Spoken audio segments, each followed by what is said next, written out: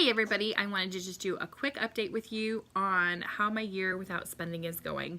I'm in the middle of month 5 and many of you have asked how it's going. I started the last week of September, I think. And I'm basically doing it just to be more intentional about what I purchase, what I bring in. We have a smaller house, and so I'm trying to make this house work, which means we don't have room for extra stuff. I think we are in a 1,500 square foot house, and yeah, we have 3 kids and we homeschool, so we're home all the time. So that said, I'm really trying to be very picky about what we use space for. So I'd already been going through all my things and getting rid of extras and all that stuff, but it was time to take the next step and to cut back on bringing more things in. And so the first thing I do want to say to you is if you intend on taking a time of not buying things, also use the time to go through what you have. You'll be surprised at what you forgot you had or what you find. For example, my boys had been wanting to learn embroidery.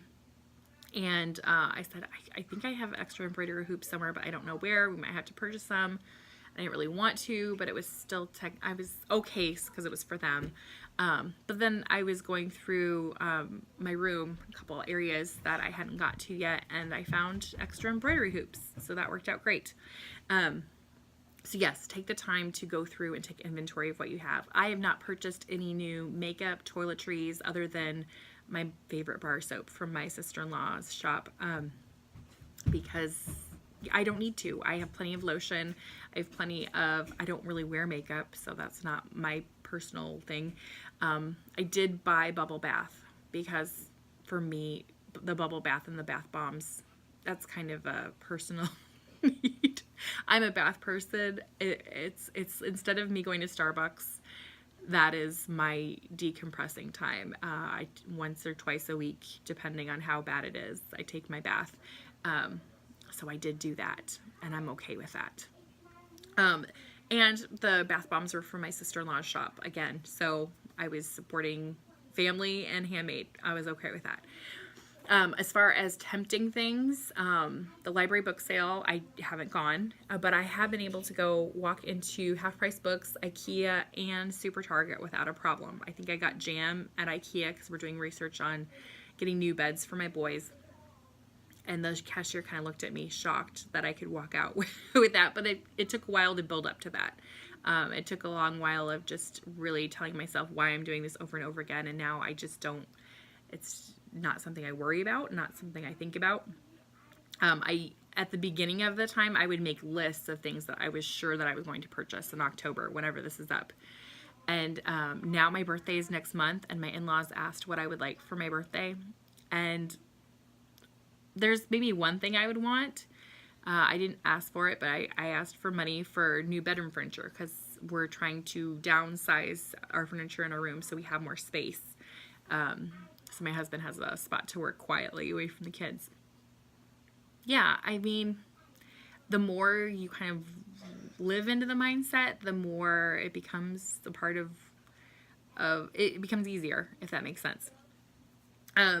The other time I was tempted was one of my girlfriends started making these essential oil diffuser bracelets. They're beautiful, and I have allowed myself experiences, plants, and then if there's a gift that is very intentional for someone, I will purchase that.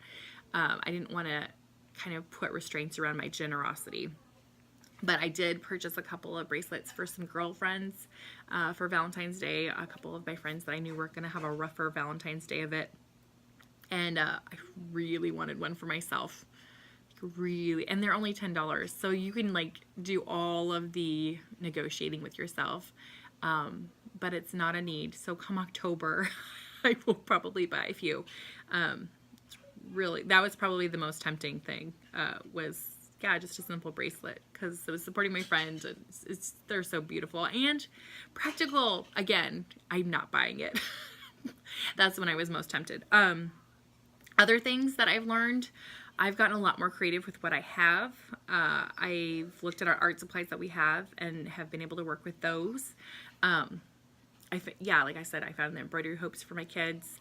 I have done experience gifts for birthdays. So there were a couple of kids' birthday parties we went to, and instead of giving them a gift, I said, we're going to take you out for a movie, or we're going to have you over for a day. One of the kids has 4 brothers, and he never has alone time. So he was so excited. It was one of probably his favorite gifts to come over and just have a day of homeschool with us and not having to tag along with his brothers. So yeah, it really has encouraged me to step out and be more creative with experience giving. The 3 things that I have bought: 1, I had to get a new keychain. I lost my keys in South Dakota when we took a vacation last year, and I intentionally purchased an engraved, customized, quote, keychain from a local shop that I was really excited about supporting. I have replaced my workout pants because the ones I had were about 4 or 5 years old and stretched to be on. They weren't staying up when I was on the treadmill. Not good. And then the 3rd thing was I just purchased 2 new pairs of, well, they're not new. They're new to me. Thread Up, which is this online secondhand store, jeans, because basically I just have lived in the same 3 pairs of pants like nonstop. I have a black pair, I have a blue skinny jean pair that's like darker wash, and then a lighter one. And the darker wash jeans, which were my favorite, were so like weirdly stretched and thin that I had to get rid of them. And I told my husband, unless you want me in sweats half the week, I'm gonna have to probably need your, like, he is there as my, like, yes, that's probably okay, rational person. And so I did order a pair, 2 pairs of secondhand jeans. So that's not too bad for 5 months. Anyway, that is how it is going. If you have any specific questions about what I'm doing, great resource, Zero Waste Home by B. Johnson. Not Buying It is another great book. And The Year of Less, which I just listened to on audio, that one's by Cait Flanders. I don't remember who Not Buying It's from. I need to look that up. But I would really recommend it. I would love to hear in the comments below if you have, yeah, like I said, questions, or if you've done this before. What do you learn when you cut back from your spending? And yeah, I really recommend it. I'm enjoying it. So talk to you all later. Bye.